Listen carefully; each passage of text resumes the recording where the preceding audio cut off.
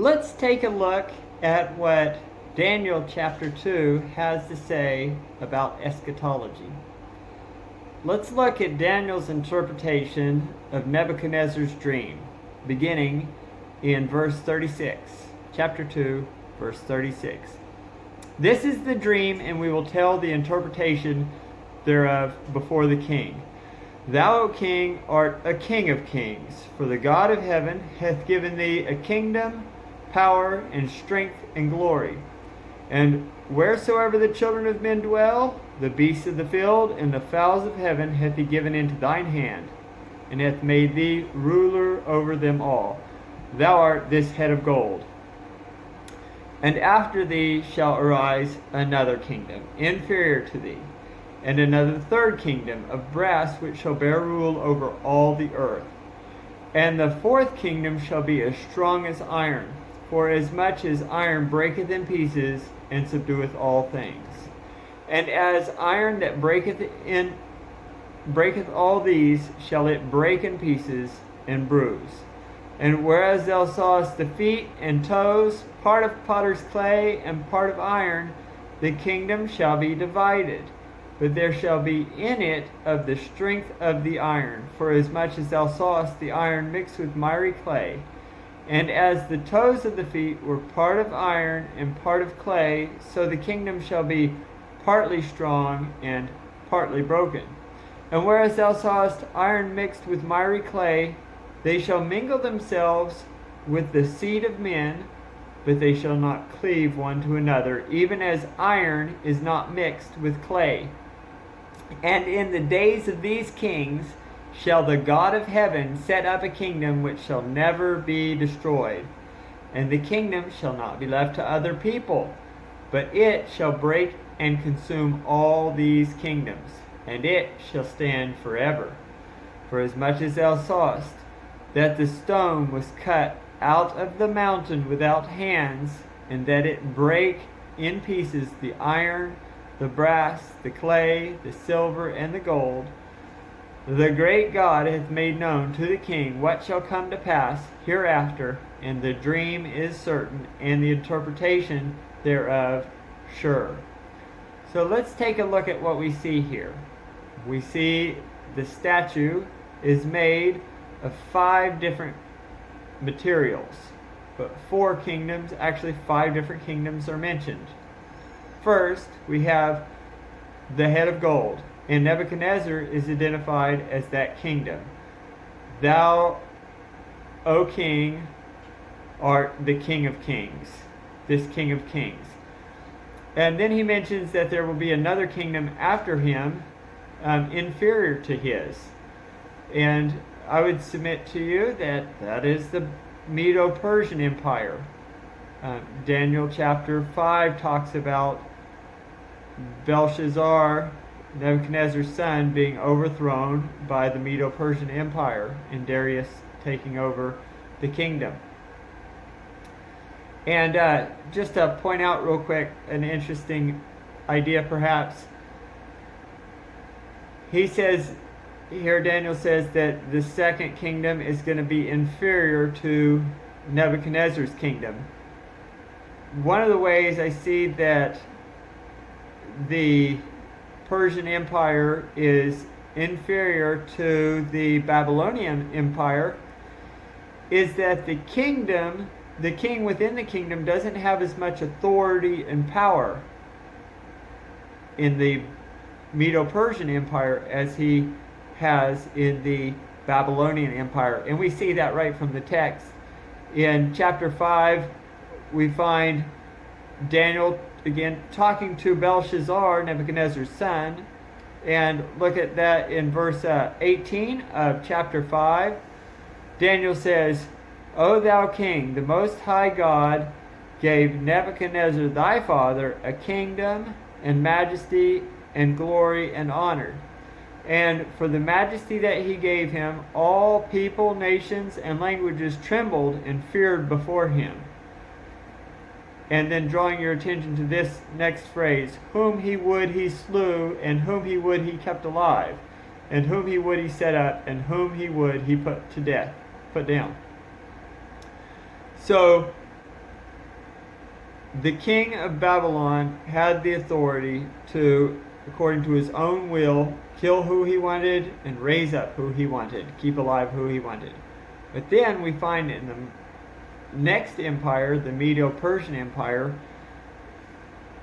the king's counselors come to him.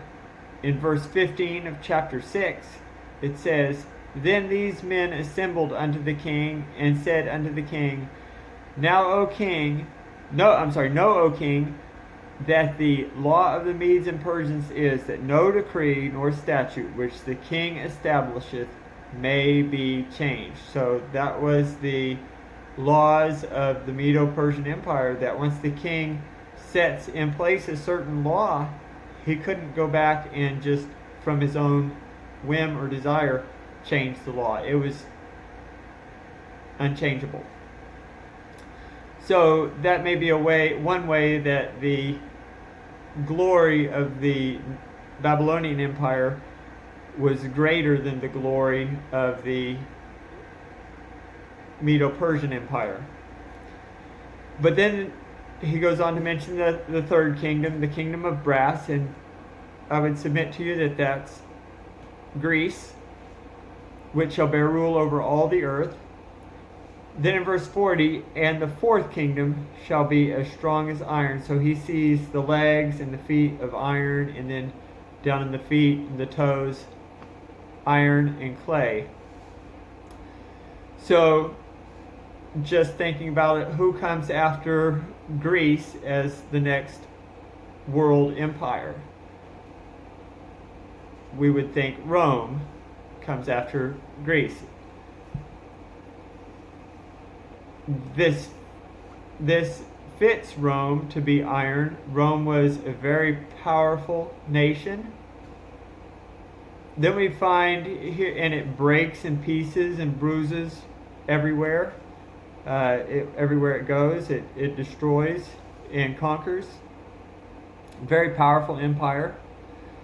But we find here at the base of the statue, there's a mixture of iron and clay. It says, and it talks about how it kind of identifies for us perhaps who this iron represents and who the clay represents. The iron, or at least who the clay represents, it says, "And whereas thou sawest," in verse 43, "and whereas thou sawest iron mixed with miry clay, they shall mingle themselves with the seed of men, that they shall not cleave one to another, even as iron is not mixed with clay." So it seems to me that the Roman Empire is the fourth empire, but the clay, it identifies here as the seed of men. The Romans are going to mingle themselves with the seed of men, but there's not going to be a nice cohesion there. It's going to work out to be one empire, but it's going to have the strength of the Roman armies and the central head of Rome, the Senate, the